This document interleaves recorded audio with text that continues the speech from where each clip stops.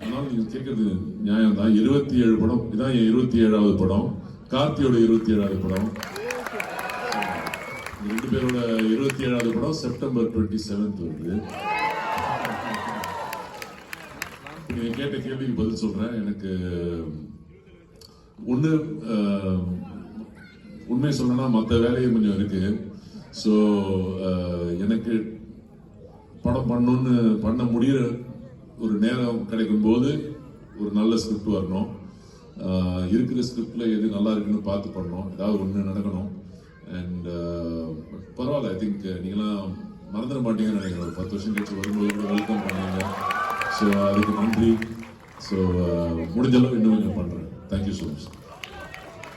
All right, and we have the director of 96 himself. Sir, Prem Kumar sir, உங்ககிட்ட கேட்க வேண்டியது, இந்த 96 படத்தை முடிச்சு வெளியில வரும்போது அதுல